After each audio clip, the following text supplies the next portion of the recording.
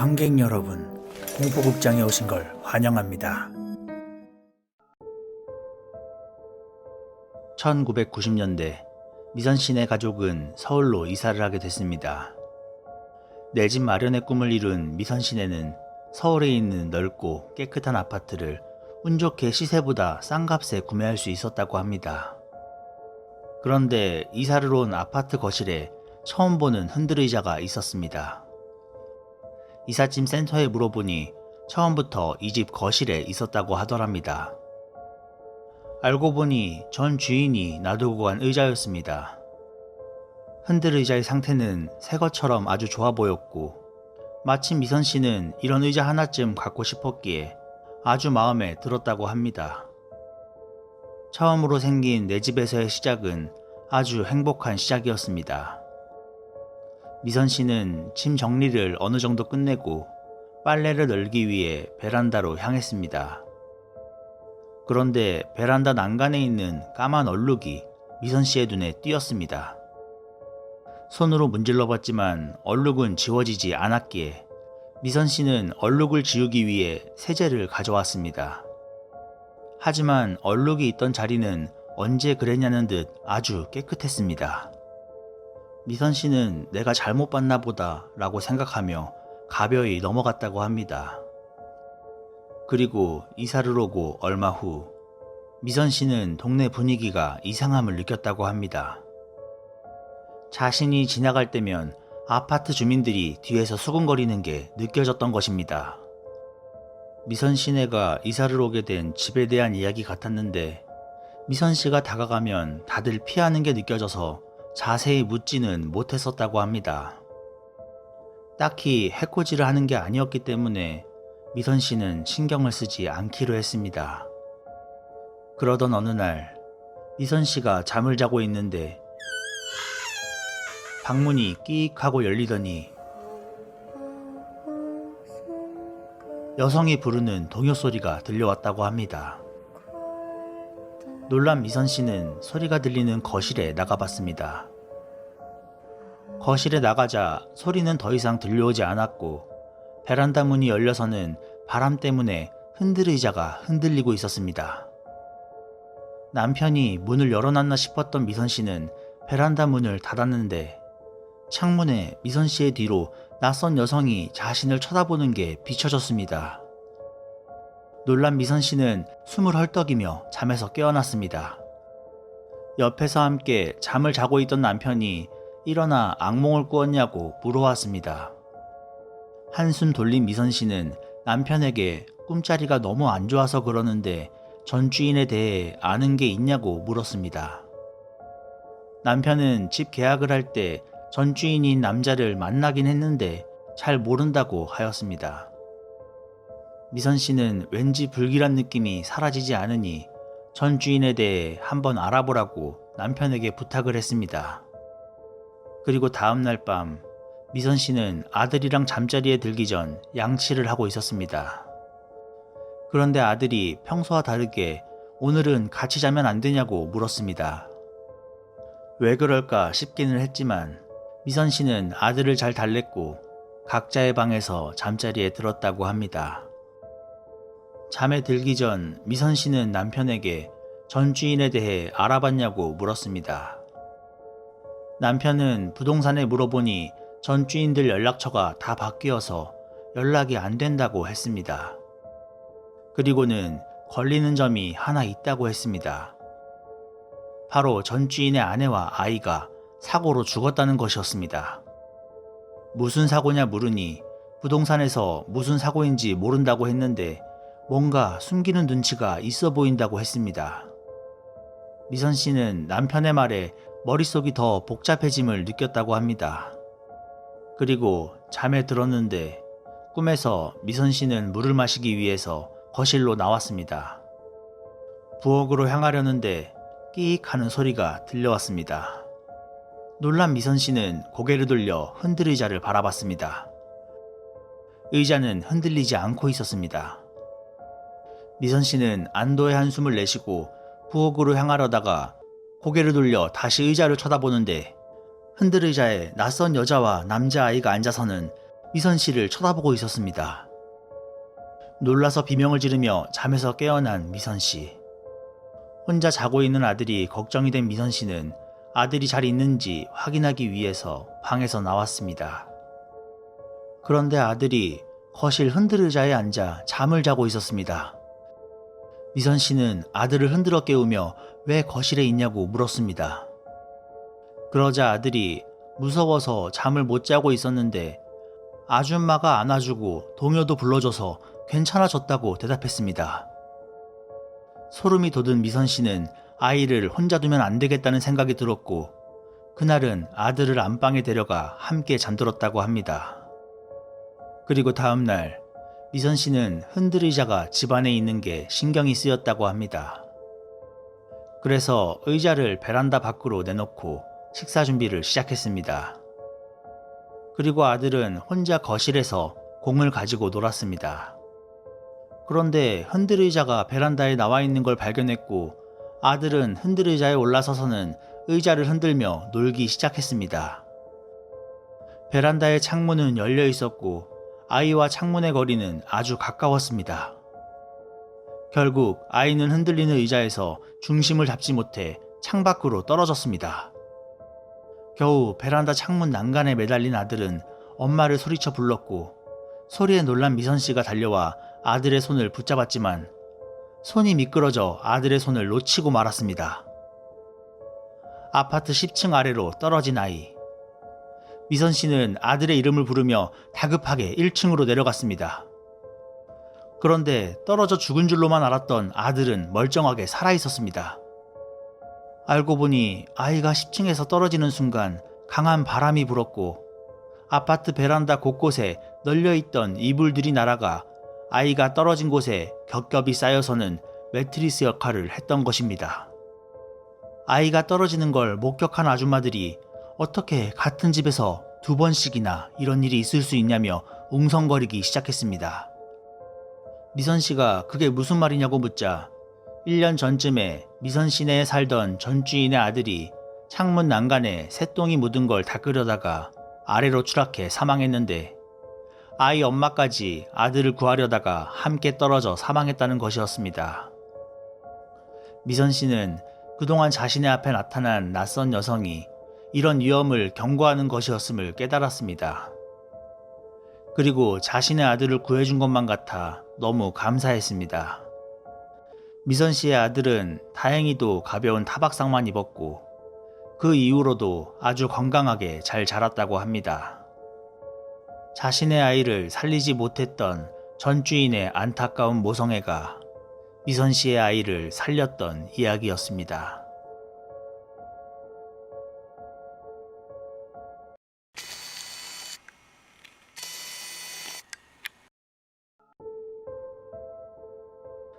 저희 부부가 신혼여행을 갔을 때 겪었던 이야기입니다. 2000년 4월에 결혼을 한 저희 부부는 신혼여행을 떠났었습니다. 아쉽지만 사정이 있어 해외여행은 가지 못하고 국내에 있는 좋은 호텔을 예약했었습니다.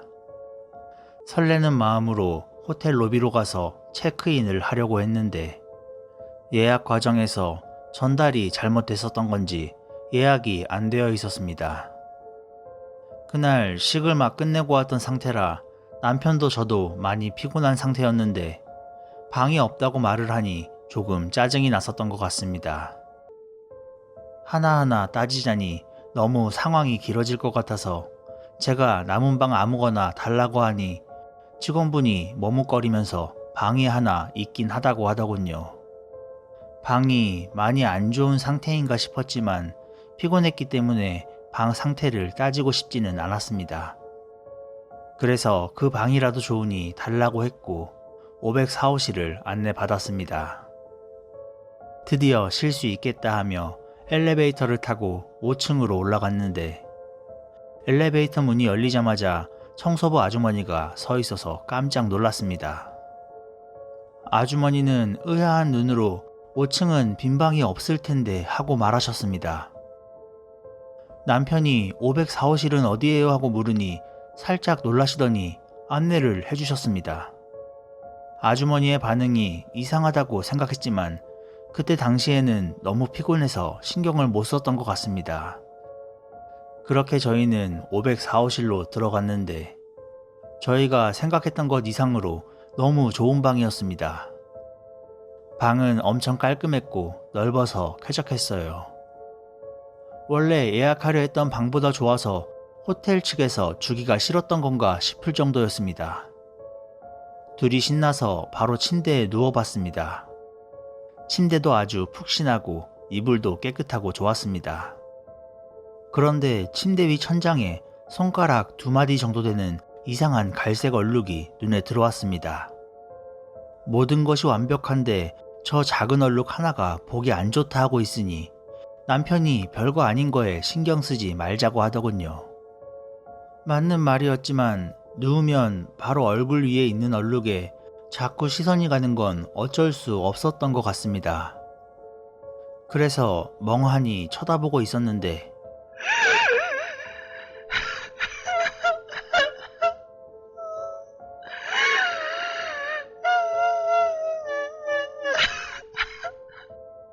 여자 울음소리가 벽 너머로 들려오기 시작했습니다. 생각보다 선명하고 크게 들려왔지만 부부싸움이라도 하고 있나 보다 하고 생각했어요. 그리고 너무 피곤한 하루였기 때문에 그날은 둘 다 일찍 잠에 들었습니다. 다음날 이른 아침부터 전화가 걸려왔습니다. 모닝콜 신청을 한 적도 없는데 걸려온 전화였던지라 비몽사몽한 상태로 전화를 받으니 대뜸 방을 바꿔주겠다고 하더군요. 저희는 지금 지내는 방도 마음에 들고 짐을 옮기는 게 귀찮았기에 거절을 했습니다. 그리고 다시 잠에 들었는데 30분 정도가 지나서 또다시 전화가 걸려왔습니다. 방을 바꿔주겠다는 내용이었고 단잠을 방해받은 남편은 짜증을 내며 거절했습니다. 단호하게 거절을 하니 그 뒤로는 전화가 걸려오지 않았습니다. 아침에 2차례나 걸려온 전화 덕분에 저희는 늦잠을 잤습니다. 뒤늦게 준비를 하고 방을 나서려는데 어제 만났던 청소부 아주머니가 저희 방문을 벌컥 열고 들어왔습니다. 깜짝 놀라서 왜 방문을 함부로 열고 그러냐 하고 따져 물으니 아주머니는 방을 당연히 옮겼을 줄 알았다며 사과를 하셨습니다. 떨떠름했지만 방은 안 바꿀 거니까 청소할 때 천장에 있는 얼룩 좀 없애달라고 부탁을 했습니다. 그런데 아주머니가 저 얼룩은 안 없어지는 얼룩이라고 곤란해 하시더라고요. 오래돼서 아예 물이 들었나 보다 싶었던 저는 한번 닦아봐달라고 한 뒤 방을 나섰습니다. 신나게 관광을 하고 온 그날 밤 침대에 누워 남편이랑 도란도란 얘기를 하고 있었습니다. 그런데 천장의 얼룩이 눈에 들어왔습니다.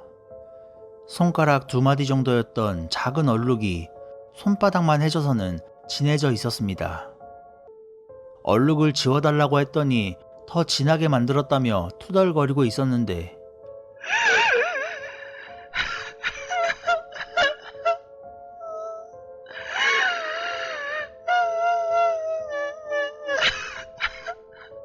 여자의 울음소리가 들려왔습니다. 또 부부가 싸우나 보다. 자야 하는데 울음소리가 너무 크게 들려오니 옆방에 가서 얘기를 한번 해봐라 하고 남편에게 말을 하니 남편은 귀찮아하면서도 침대에서 일어나 주섬주섬 겉옷을 챙겨 입었습니다. 그런데 갑자기 남편이 흠칫 놀라며 뒤를 돌아봤습니다. 무슨 일이냐고 물었지만 아무것도 아니야, 잘못 봤나 봐 라고 말했습니다. 그러는 사이에 울음소리도 더 이상 들려오지 않았기에 그냥 다시 자자 하고 다시 잠에 들었습니다. 한참 잘 자고 있었는데 얼굴 위로 차가운 뭔가가 뚝뚝 하고 떨어지는 게 느껴졌습니다. 그리고 얼굴에 묻은 액체를 닦아냈는데 새빨간 피가 제 얼굴 위로 떨어지고 있었습니다. 너무 놀라 침대에서 벌떡 일어나 옆자리를 봤는데 어디로 갔는지 남편이 보이지가 않았습니다. 그리고 갑자기 목에 밧줄이 휘감기더니 제 목을 조르기 시작했습니다. 숨을 제대로 쉬지 못해 괴로워하면서 발버둥을 치며 눈을 떴습니다. 악몽을 꾸고 있었던 것이었습니다. 하지만 꿈에 깼는데도 계속 목이 졸리는 것 같았고 정신을 차려보니 남편이 제 몸 위로 올라와 목을 조르고 있었습니다. 제가 그만하라고 막 소리를 지르며 발버둥을 쳤는데 남편 눈이 어딘가가 이상했습니다. 눈이 풀려서는 눈빛에 생기가 전혀 느껴지지 않았습니다. 저는 더 이상 안 되겠다 싶어 손으로 남편의 뺨을 있는 힘껏 내리쳤습니다. 남편이 그제서야 정신이 들었는지 헉 소리를 내며 손을 뗐습니다. 본인도 본인이 무슨 짓을 했는지 기억을 못하고 있는 것 같았습니다. 그리고 천장에 있는 얼룩이 사라져 있는 게 눈에 들어왔습니다. 저는 남편에게 울면서 이 방 너무 이상하고 무섭다며 나가자고 졸라댔고 저희는 모든 일정을 취소하고 야반도주하듯 그 호텔을 빠져나왔습니다. 집으로 돌아온 뒤에 저희는 그 호텔에 대해서 알아봤습니다. 저희가 묵었던 504호실에 한 커플이 숙박을 했었는데 집안의 반대로 결혼을 할 수 없게 되자 목을 매 동반 자살을 했었고 그 자리에는 얼룩이 남게 됐다고 합니다. 그리고 그 후로 504호실에 남녀가 함께 투숙하게 되면 이상한 현상을 겪게 되었고 호텔에서는 504호실을 커플들에게 제공하지 않았던 것입니다. 그래서 그렇게 방을 바꿔주겠다며 전화를 했던 것이었죠. 그리고 남편이 옆방에 가려고 했을 때 놀랐었던 이유를 들을 수 있었는데 겉옷을 챙겨 입을 때 거울을 봤는데 자신의 뒤편으로 웬 여자가 자신을 노려보고 있었다고 합니다. 놀라서 뒤를 돌아봤을 때는 아무것도 없었기에 잘못 봤다고 생각했는데 지금 와서 생각해보니 자살을 했던 여자가 아니었을까 싶습니다. 자신들은 사랑을 이루지 못해 억울하게 죽었는데 남녀가 행복하게 지내는 모습을 보니 시기심이 들어서 그렇게 나타나는 게 아니었을까 싶습니다.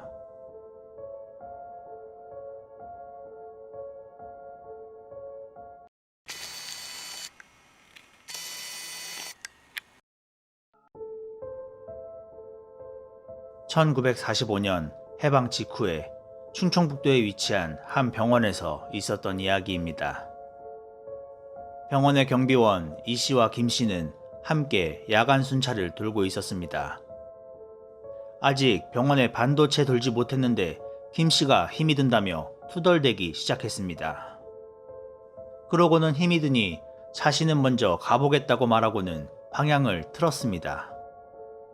김 씨의 그런 태도가 평소와 다름이 없었는지 이 씨는 한숨을 한번 쉬고는 야간 순찰을 이어가려는데 어딘가에 라이트를 비춘 이 씨가 비명을 질렀습니다. 이 씨의 비명 소리에 숙직실로 돌아가던 김 씨가 달려왔고 비명을 지르며 이 씨가 도망을 치자 그 모습에 덩달아 겁을 먹은 김 씨가 함께 비명을 지르며 도망을 쳤습니다. 그리고 다음날 병원은 밤에 간호사 귀신이 나온다는 소문으로 어수선했습니다. 직원들은 모두 전날 밤 경비원이 목격했다는 간호사 귀신 때문에 무서워하고 있었습니다. 병원에 안 좋은 소문이 나돌자 심기가 불편한 한 사람이 있었습니다. 바로 이준혁 병원 원장이었습니다. 준혁은 직원들에게 더 이상 말도 안 되는 헛소문을 퍼뜨리지 말라며 한 소리를 해댔습니다. 준혁의 쓴소리에 직원들은 더 이상 간호원 귀신에 대해 말을 꺼내지는 않았지만 두려움은 여전했기에 다들 퇴근 시간이 되자 빠르게 귀가를 했습니다. 그리고 그날 밤 또다시 함께 야간 순찰을 돌던 이 씨와 김 씨. 김 씨는 전날 밤의 소동 때문에 두려움이 극에 달아 있었습니다. 귀신이 또 나올까 무서우니 빨리 순찰을 돌고 가자며 이 씨를 닥달해대기 시작했죠. 그런데 갑자기 이 씨가 배가 아프다며 화장실을 다녀온다고 말했습니다. 이런 순간에 화장실을 가냐며 투덜거리는 김 씨는 혼자서 순찰을 돌기 시작했습니다.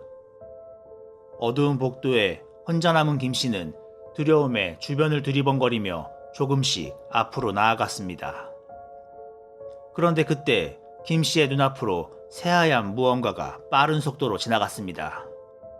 빠르게 지나가 무엇인지 자세히 보지는 못했지만 김씨가 놀라서 공황 상태에 빠지기에는 충분했습니다. 김씨는 비명도 못 지른 채 뒷걸음을 치기 시작했는데 김씨의 뒤로 기척이 느껴져 왔습니다. 천천히 뒤를 돌아본 김씨의 뒤에는 검은 긴 생머리에 하얀 간호복을 입은 귀신이 서 있었습니다. 김씨는 혼비백산해서 도망을 치기 시작했습니다. 도망을 치는 김씨의 뒤를 귀신이 쫓아오기 시작했고 두려움에 굳어버린 다리가 엉켜버리며 김씨가 바닥으로 넘어졌습니다. 그리고 코앞까지 쫓아온 귀신의 모습을 본 김씨는 그대로 쓰러져 버리고 말았습니다. 다음날 병원 복도에 심장마비로 죽은 김씨가 발견되었습니다. 병원에 형사가 찾아왔고 사람들은 저마다 간호사 귀신 때문에 김씨가 죽은 것이라고 웅성대기 시작했죠. 하지만 형사는 귀신이 진짜로 있다고 믿는 거냐며 사람들의 말을 믿지 않았습니다. 그런데 간호사 귀신 이야기가 나올 때마다 원장 이준혁의 행동이 이상했습니다. 이 자리가 매우 불편한 사람처럼 안절부절 못하는 모습이었죠. 이준혁의 행동이 수상했던 형사가 예전에 병원에서 간호사가 죽은 적이 있냐고 묻자 이준혁은 당황해하며 아니오라고 단답으로 대답을 한 뒤 바로 그 자리를 떠버렸습니다. 그 후에 이준혁의 상태는 점점 더 이상해져만 갔습니다. 시종일관 안절부절 가만히 있지를 못했고 수술실에 들어가서까지 집중하지 못하고 뭔가 헛것을 보는 듯 식은땀을 흘려댔습니다. 그리고 그날 밤 병원의 뒷산에서 혼자 삽을 들고 땅을 파고 있던 이준혁을 형사가 발견했습니다. 무엇을 하고 있냐는 형사의 질문에 이준혁은 당황해하며 어떤 대답도 못하고 있었습니다. 형사는 이준혁이 파고 있던 땅을 살펴보았고 그곳에서 여성의 시체를 발견하게 되었습니다. 그리고 이준혁에게서 어떻게 된 일인지 들을 수 있었습니다. 몇 달 전 이 병원의 원장은 이준혁이 아닌 일본인 다나카였습니다. 1945년 대한민국이 해방하게 되면서 일본인 다나카는 일본으로 돌아가야 했고 다나카에게는 불륜 상대인 조간호사가 있었습니다. 조간호사는 일본에 자신도 함께 데려가 달라며 다나카에게 매달렸지만 다나카는 일본에 가정이 있다며 함께 갈 수 없다고 했습니다. 두 사람은 한참을 실랑이를 벌였고 다나카에게 밀쳐진 조간호사가 머리를 부딪히며 사망하게 됩니다. 그 모습을 우연히 이준혁이 목격하게 되었고 타나카는 이준혁에게 자신을 도와주면 일본으로 돌아갈 때 이 병원을 이준혁에게 넘겨주겠다고 말했습니다. 이준혁은 타나카의 제안을 수락했고 조간호사의 시체를 병원 뒷산에 묻었던 것이었습니다. 그런데 그 후에 병원에서 간호사 귀신이 돌아다닌다는 소문이 끊이지 않고 경비원 김씨까지 사망하게 되자 불안해진 이준혁이 조간호사의 시신을 병원 밖으로 옮기려고 했던 것입니다. 원장 이준혁이 시체를 파묻은 현장에서 잡히자 간호사 귀신이 나온다는 소문은 그럴듯한 사실이 되어버렸고 결국 경비원 김씨의 사망은 귀신을 보고 죽은 것으로 결론 내려져 버렸습니다. 하지만 형사는 사람이 귀신을 보고 사망했다는 사실이 석연치 않았습니다. 뭔가 숨겨진 사실이 더 있을 거라는 생각이 든 형사는 재수사를 시작했죠. 형사는 직원들에게 실제로 간호사 귀신을 목격한 사람이 누구냐고 물었습니다. 직원들은 경비원 이씨와 죽은 김씨 두 사람이 간호사 귀신을 봤다고 했습니다. 그 두 사람 외에는 귀신을 본 사람은 없다고 하자 형사는 두 사람의 관계에 대해서 물었습니다.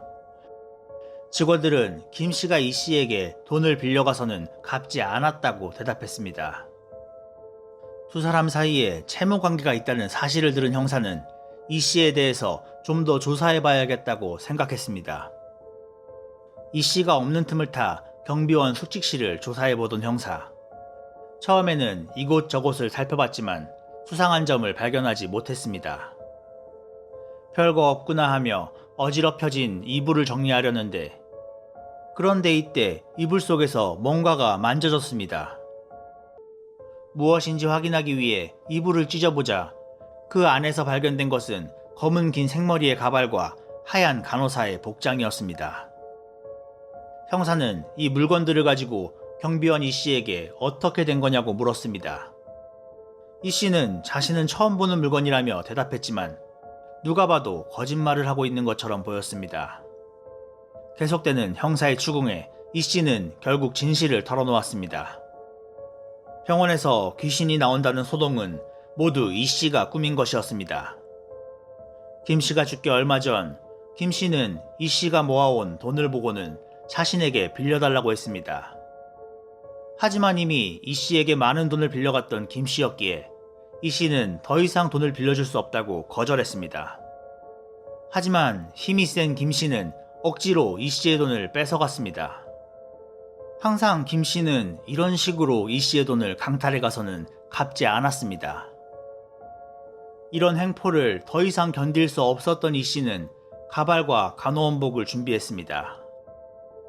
그리고 김 씨를 혼자 순찰을 돌게 한 뒤 귀신으로 변장해 김 씨를 놀라게 한 것이었습니다. 그저 골탕만 먹이려고 했던 이 씨였지만 뜻하지 않게 김 씨가 심장마비로 사망해버렸던 것이었습니다. 장난이었다고는 하지만 김 씨가 사망해버렸기 때문에 이 씨는 법의 심판을 받게 되었고 이 씨의 장난으로 인해 한 간호사의 억울한 죽음이 밝혀지게 되었던 사건이었습니다. 이 사건 이후로 이 병원에는 다시는 귀신에 관련된 소문이 돌지 않았다고 합니다.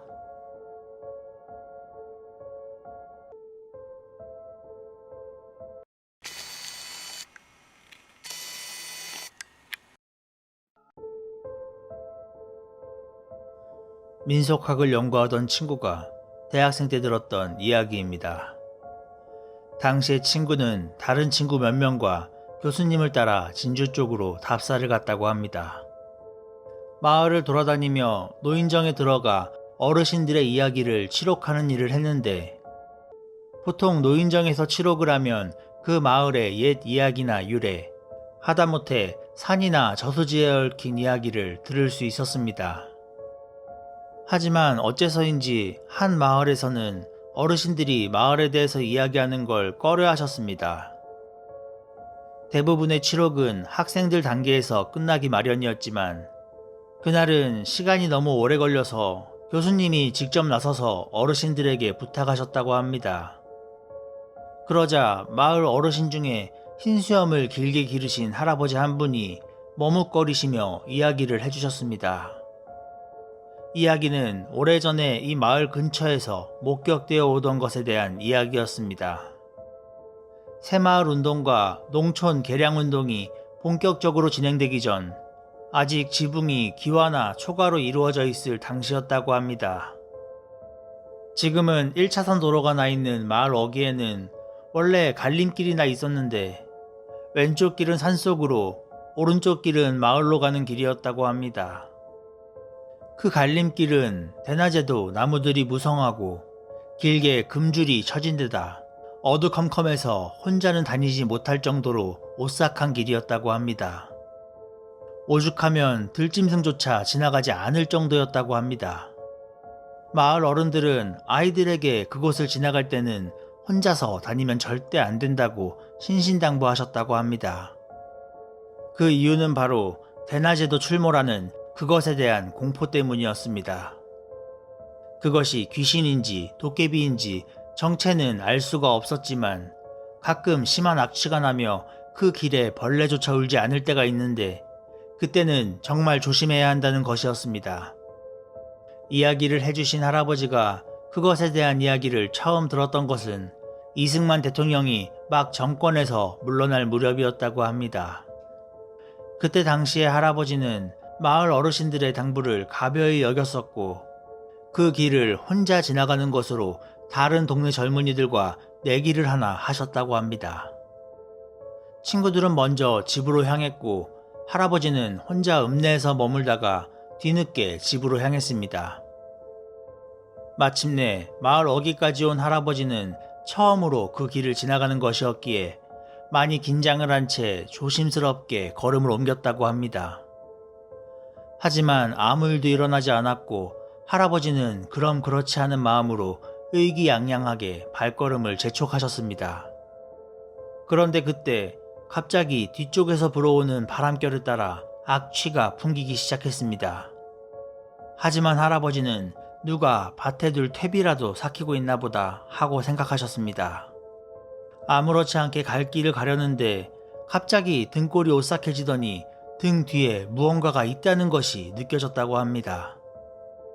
할아버지는 돌아보면 안 된다라고 생각하며 떨리는 발걸음을 겨우 옮기셨습니다. 발걸음은 점점 빨라졌고 마침내 잘 움직이지 않는 발로 달리기 시작하셨습니다. 그러다 문득 자신도 모르게 뒤를 돌아봤는데 마을로 난 길 바깥쪽 풀숲에서 무언가가 슬금슬금 나오고 있었다는 것입니다. 너무나도 겁이 난 할아버지는 그 자리에서 얼어붙고 말았고 마침내 그것이 풀숲에서 뛰쳐나오는 순간 그만 까무러치고 말았다고 합니다.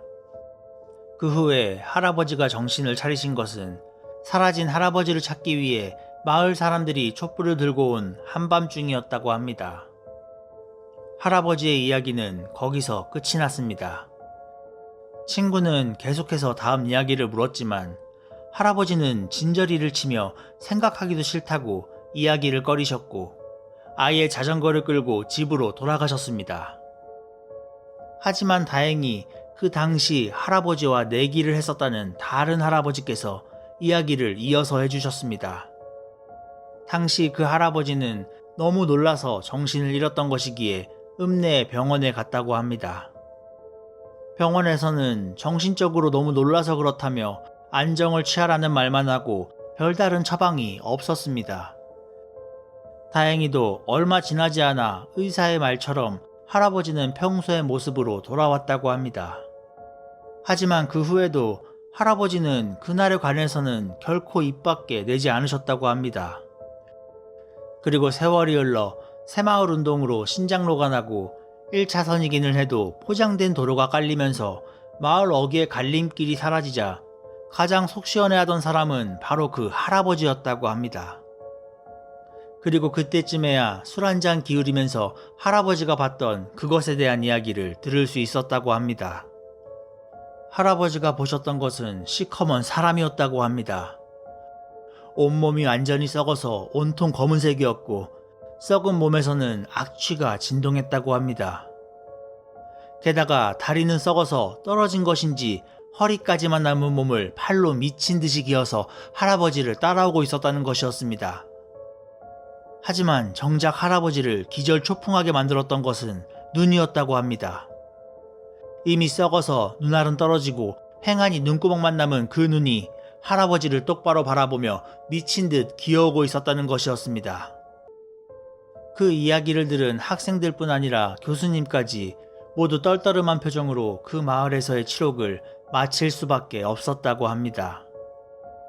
치록을 끝내고 시내버스에 올라탄 채 버스 터미널로 향하면서 학생들 중에 한 명이 교수님에게 그것에 대한 정체에 대해서 물었습니다.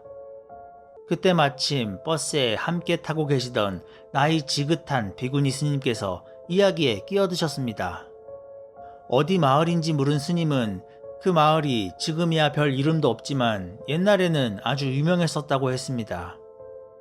옛날에 그 마을에는 큰 돌림병이 돌았었는데 마침 그때 가뭄도 함께 찾아왔다고 합니다. 먹고 살기도 힘든데 병까지 도니 마을 사람들은 병에 걸린 사람들을 모아다가 산에다 버리고 마을에 금줄을 쳤었다는 것입니다. 그때 돌아가신 분들의 공양을 스님의 절에서 하고 있기 때문에 옛날 이야기가 아직도 전해 내려와 잘 알고 있다는 말씀이셨습니다. 교수님께서는 이 이야기를 들으시고 뭔가 알겠다는 듯 고개를 끄덕이셨습니다. 학생들이 무슨 말인지 궁금해하자 교수님께서는 학생들에게 조선말 고종 14년에 무슨 일이 있었는지 찾아보라고 말씀하셨습니다. 성격이 급했던 제 친구는 스마트폰으로 바로 검색을 해봤습니다. 그리고 곧이어 마른 침을 삼킬 수밖에 없었다고 합니다. 1877년 고종 14년 삼남지방 대기근 역병 창궐. 고종 14년에는 전국적으로 기근이 들어 상당한 피해가 있었는데 특히 우리나라 남부 지역에서 콜레라가 퍼졌었다고 합니다. 아마도 그날 할아버지를 쫓아오던 그것은 굶주림과 병에 시달린 사람들의 원한이었던 것 같습니다.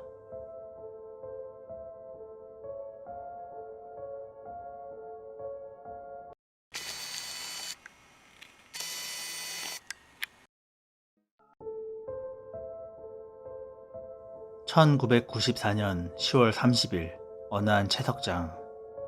다들 퇴근하고 아무도 없는 늦은 저녁, 포크레인 기사 김씨가 불만 가득한 표정으로 땅을 파고 있었습니다. 한창 작업을 이어가고 있던 포크레인이 아주 단단한 무언가에 걸려 움직이지 않았습니다. 확인을 하기 위해 포크레인에서 내려온 김씨는 땅을 내려다봤습니다. 땅에는 다량의 유골들이 나와 있었고 그걸 본 김씨는 놀란 기색 없이 발로 대충 유골들을 차버렸습니다. 김씨는 대충 발로 유골들을 헤집어 놓은 뒤 다시 작업을 이어가기 위해 포크레인으로 돌아가려는데 무언가를 보고 놀랐는지 그 자리에 뻣뻣하게 굳어서는 운전석만 바라봤습니다. 운전석에는 오래된 한복을 입은 여자가 앉아 있었습니다. 창백한 얼굴의 여자는 살아있는 사람 같아 보이지 않았고 김씨는 얼른 이 자리에서 벗어나야겠다 싶어서 움직이지 않는 발걸음을 겨우 뗐습니다. 그런데 그때 올라가 있던 포크레인의 삽이 갑자기 내려오며 김씨를 덮쳤습니다. 삽을 피하지 못했던 김씨는 그 자리에서 사망하고 말았습니다. 일반적인 공사 현장의 사망사고와는 다르게 김씨의 죽음은 아주 큰 화제가 되었습니다. 현장에서 일하는 인부들은 모일 때마다 김씨의 죽음에 대해서 이야기를 했는데 기가 막히게도 김씨가 사망한 10월 30일의 날짜가 김씨가 운전했던 포크레인의 차 번호와 일치했기 때문입니다. 일부 인부들은 김씨가 그 오밤중에 채석장에 나와서 무엇을 했는지 궁금해했습니다. 그래서 그날 밤 함께 있었다는 송씨에게 도대체 무슨 일이 있었던 건지 자세히 말을 해달라고 했는데 송씨는 갑자기 누가 자신이 거기 있었다고 말을 했냐며 화를 내기 시작했습니다. 그리고는 혼자서 씩씩거리며 그 자리를 벗어났습니다. 자리를 박차고 나온 송씨가 향한 곳은 채석장 사장의 사무실이었습니다. 사장은 송씨에게 돈이 든 봉투를 내밀었고 봉투를 받아든 송씨는 이게 뭐냐고 물었습니다. 사장은 김씨가 그렇게 된 건 안 됐지만 하던 일은 계속 해야 하지 않겠냐고 말했습니다.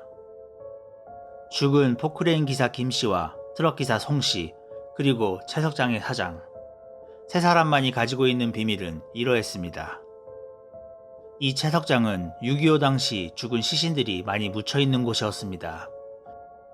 처음 유골이 발견된 당시에는 시청에서 유골의 신분을 찾기 위해서 애를 썼었지만 워낙 유골의 양이 많은 데다 신분을 확인하기까지 너무 많은 시간이 걸렸기 때문에 일에 걸림돌이 되는 유골들을 마구잡이로 처리하기 시작했고 그 일을 담당한 것이 바로 송씨와 김씨였던 것입니다. 김씨가 의문의 사고로 목숨을 잃었지만 돈 봉투를 받아버린 송씨는 혼자서라도 유골의 처리를 해야만 했습니다. 아무도 없는 어두운 저녁, 유골이 가득한 채석장에 혼자 있자니 두려워진 송씨는 술의 힘이라도 빌려야겠다 싶어 트럭 앞에 앉아 술을 벌컥벌컥 마시고 있었죠. 다 먹고 살기 위해서 하는 일이라며 애써 자신을 다독이고는 송씨는 삽을 들고 자리에서 일어났습니다. 그리고 열심히 유골들을 포대자루에 담기 시작했습니다. 유골을 한가득 담은 포대자루를 트럭에 싣기 위해서 어깨에 포대자루를 얹으려는데 마치 누가 잡아당기기라도 하듯 포대자루가 들리지 않았습니다. 불길한 느낌에 천천히 뒤를 돌아본 송씨의 눈에 오래된 한복을 입은 여자가 나타났습니다. 여자는 포대자루를 붙들고 송씨를 원망 가득한 눈으로 노려보고 있었습니다. 경기를 일으키며 잠에서 깨어난 송씨. 송씨는 트럭 앞에 앉아 술 기운에 깜빡 잠이 든 상태였습니다. 꿈이었구나 하고 놀란 가슴을 어루만지며 진정하고 있었는데 송 씨의 시선이 트럭 번호판으로 향했습니다. 1104. 그리고 오늘이 며칠이더라 하며 떠올리던 그때 정차해 있던 트럭의 바퀴가 돌기 시작하더니 송 씨가 있는 곳으로 굴러 내려왔습니다. 놀란 송 씨는 얼른 그 자리에서 벗어나기 위해 일어났지만 아까 꿈에서 보았던 여자가 운전석에 앉아 송 씨를 노려보고 있었습니다. 놀란 송 씨는 트럭을 피하지 못하였고 11월 4일 트럭 기사 송 씨는 사망하고 말았습니다. 트럭 기사 송 씨까지 그렇게 사망해버리자 채석장에서 작업을 하던 인부들이 파업 선언을 했습니다.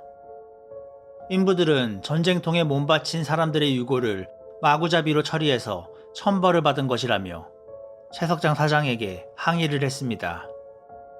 사장이 임금을 올려주겠다고 했지만 인부들은 사람이 죽어나가는데 돈이 무슨 소용이냐며 말했고 고민 끝에 사장은 앞으로 채석장에 나오는 유골들 하나하나에 모두 비목을 세워주겠다고 약속을 했습니다. 사장의 약속을 받아낸 인부들은 다시 현장으로 돌아가 일을 시작했습니다. 하지만 사장은 인부들과 한 약속을 이행하는 척하면서 밤에는 전과 다름없이 사람을 구해 비밀리에 유골들을 처리했습니다. 송 씨와 김 씨가 사용하던 중장비들을 모두 새 것으로 바꾸고 차 번호판도 날짜와는 전혀 관계없는 번호로 바꾸기까지 했습니다. 그리고 유골을 처리하는 산에 비목 몇 개를 세워두고 마치 제대로 유골들을 처리하는 척을 했습니다. 그렇게 별 탈 없이 조용히 보름이라는 시간이 흘렀습니다. 사장은 역시 천벌이라는 건 헛소리라고 여겼습니다. 그리고 채석장의 사무실로 사장의 부인이 찾아왔습니다. 어린 아들이 갑자기 아빠가 보고 싶다고 해서 택시를 타고 찾아왔다고 말하는 부인. 하지만 어린 아들이 보이지 않았습니다. 사장과 부인은 사무실 밖으로 나와 어린 아들을 부르며 찾았지만 아들의 모습은 보이지 않았습니다. 그때 사장의 눈에 가족이 타고 왔다는 택시의 번호판이 보였습니다. 1123. 사장은 엄습해오는 불안감에 날짜를 확인했습니다. 11월 23일이었습니다. 그리고 어디선가 어린 아들의 비명소리가 들려왔습니다. 어떻게 올라갔던 것인지 높은 산 중턱까지 올라갔던 아들이 굴러 떨어졌고 그렇게 채석장 사장의 아들은 사망하고 말았습니다. 놀랍게도 세 번째 희생자까지 사망한 날짜가 타고 온 차량의 번호판과 일치하였습니다. 이 이야기는 1994년 충남의 한 채석장에서 실제로 일어났던 사건이라고 합니다. 이 비극적인 사건들은 정말로 유고를 함부로 대해서 받게 된 천벌이었던 것일까요? 아니면 그저 우연의 일치였을까요?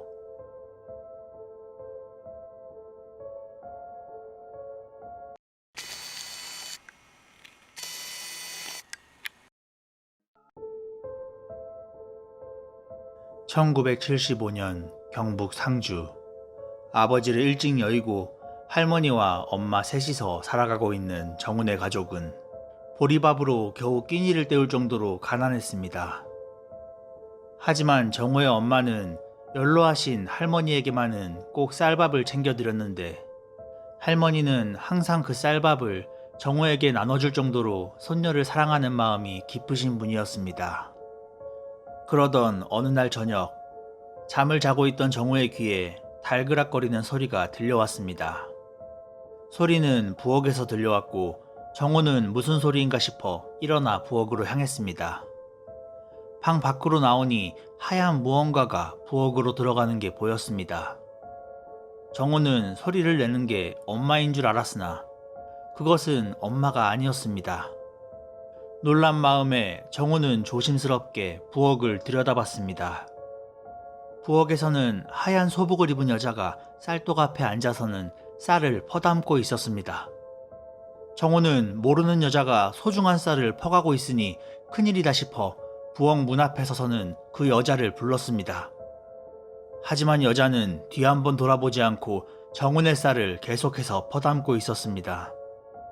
정훈은 자신의 말을 무시하고 쌀을 훔치고 있는 여자에게 다시 한번 뭐라고 하기 위해 부엌으로 발을 디뎠습니다. 그런데 그때 정우의 팔을 누군가 붙잡고는 부엌 밖으로 끄집어냈습니다. 정우를 붙잡은 것은 할머니였습니다. 잘됐다 싶었던 정우는 할머니에게 웬 모르는 여자가 우리 집 쌀을 다 퍼가고 있다고 말했습니다.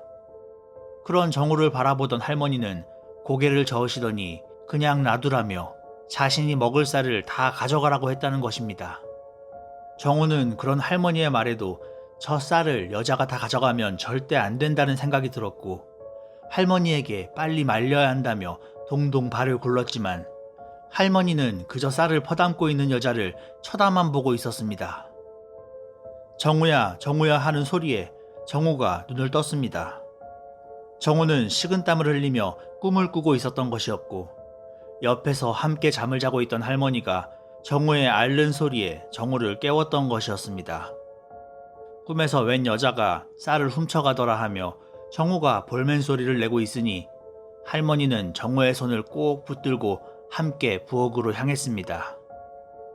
부엌에 가서 쌀독의 뚜껑을 열어 쌀이 잘 있는 것을 확인한 정우는 안도의 한숨을 내쉬었습니다. 그런 정우의 모습에 할머니가 자신이 먹을 쌀을 다 퍼주라고 한 게 맞냐고 물어왔습니다. 그렇다고 쌀 다 퍼갈 때까지 그저 보고만 있었다며 퉁명스럽게 말하는 정우에게 할머니는 자신이 먹을 쌀을 다 줬으니 이제 가봐야겠구나 하며 단념하듯 말했습니다. 어린 정우는 할머니가 무슨 말을 하고 있는 건지 그때 당시에는 알 수 없었다고 합니다. 그리고 며칠 후 학교를 마친 정우가 만점받은 시험지를 손에 들고 신나게 할머니를 부르며 집으로 뛰어들어왔습니다. 할머니는 집 마당 평상에 누워 낮잠을 주무시고 있는 듯 했습니다. 정우가 할머니를 흔들어 깨웠지만 할머니는 그렇게 일어나지 못하셨습니다. 할머니의 장례가 치러졌고 정우의 엄마는 슬퍼하며 꿈에 나타난 여자가 저승사자였나 보다 하고 말했습니다. 이승에서 먹는 쌀을 다 퍼가버리면 사람이 죽는다는 말이 있는데 꿈속의 여자가 저승사자여서 할머니가 먹는 쌀을 다 퍼간 것이라는 거였습니다. 그제서야 정우는 할머니가 그날 저녁 자신에게 했던 말이 무엇이었는지 알 수 있었습니다. 할머니가 돌아가시고 1년 후 정우는 원인 모를 병에 걸려 몇 달째 앓아 눕고 있었습니다. 그렇게 좋아하던 쌀죽을 가져와 입 앞에 가져다 대어봐도 쌀죽 한 입 못 먹을 정도로 정우는 많이 아팠습니다. 어려운 살림 때문에 병원에 제대로 한번 가보지 못했고 그저 가냘픈 생명줄을 간신히 붙잡고 있었습니다. 그런데 정우는 꿈에서 또다시 할머니의 쌀을 퍼갔던 여자를 보게 됩니다. 그 여자는 또다시 정훈의 부엌으로 들어가고 있었습니다. 조심스럽게 따라간 정훈은 부엌 문 앞에 서서 여자가 무엇을 하는지 지켜보는데 여자는 또다시 정훈의 쌀독 앞에 앉아 쌀을 퍼담고 있었습니다. 저 여자가 또 우리 쌀을 훔쳐가는구나 싶었던 정훈은 부엌 문을 벌컥 열고는 소리쳤습니다. 왜 또 우리 집 쌀을 훔쳐가냐고 정우가 소리를 지르자 여자가 쌀을 푸던 손을 멈추고 뒤를 돌아봤습니다. 뒤를 돌아본 여자의 얼굴에는 눈, 코, 입이 없었습니다. 여자의 얼굴에 소스라치게 놀란 정우는 엄마를 부르며 방으로 도망가 버렸습니다. 방에 들어온 정우는 애써 자신이 어두워서 잘못 본 것이라고 여겼고 저대로 여자가 쌀을 다 훔쳐가게 둬서는 안 된다는 생각에 방에 있던 작은 항아리를 손에 들었습니다. 그리고 다시 부엌으로 가기 위해 방문을 열었는데 방문 앞에는 돌아가신 할머니가 서 있었습니다. 정우가 미처 할머니를 반가워할 새도 없이 할머니는 정우의 두 팔목을 붙잡고는 방 밖으로 나가지 못하게 정우를 방 안으로 밀어 넣었습니다. 이건 오우라며 저러다 쌀 다 가져간다고 저항을 해봤지만 할머니는 필사적으로 정우를 붙잡았습니다. 할머니에게 이건 놔라 하며 잠에서 깨어난 정우. 옆에서 함께 잠을 자던 엄마가 놀라서는 무슨 일이냐며 정우에게 물어왔습니다. 정우는 방금 전까지 마치 현실처럼 생생하게 꿨던 꿈을 엄마에게 털어놨습니다. 엄마는 정우의 말을 듣고 그럼 그 여자가 쌀을 퍼가는 걸 못 봤냐고 물으니 할머니가 어찌나 자신의 팔을 세게 잡던지 여자가 쌀 퍼가는 걸 못 봤다고 대답했습니다. 그 말에 정우의 엄마는 할머니에게 정말 고맙다고 덕분에 정우가 살 수 있었다고 말하며 안도의 한숨을 내쉬었습니다. 자신을 부둥켜 안고 이제 살았다며 말하는 엄마의 모습에 정우는 의아하기만 했습니다. 그리고 꿈 때문에 목숨을 건질 수 있었다는 놀라운 이야기를 들을 수 있었습니다. 꿈에서 저승사자가 이승에서 먹을 쌀을 남김없이 퍼간다는 것은 그 사람의 생명을 가져간다는 것과 같은데 쌀을 퍼가는 모습을 쌀 주인이 보고 있으면 자신의 생명을 가져가도 된다는 허락을 의미한다고 합니다. 하지만 쌀 주인이 안 보는 곳에서 쌀을 퍼가면 주인의 허락을 받지 않은 것이기 때문에 저승사자가 쌀 주인을 저승으로 데려갈 수 없다는 것입니다. 그래서 그랬던 것인지 정우의 할머니는 필사적으로 정우를 방 밖으로 나오지 못하게 막았고 놀랍게도 그 꿈을 꾼 이후로 정우는 하루가 다르게 건강을 되찾아갔다고 합니다. 생명과도 같은 쌀을 저승사자가 퍼가는 꿈을 꾸고도 살아남은 정우. 아직 어린 손주가 저승에 일찍 오는 것이 안타까웠던 할머니가 꿈에 나타나 정우를 살려주신 것 같습니다.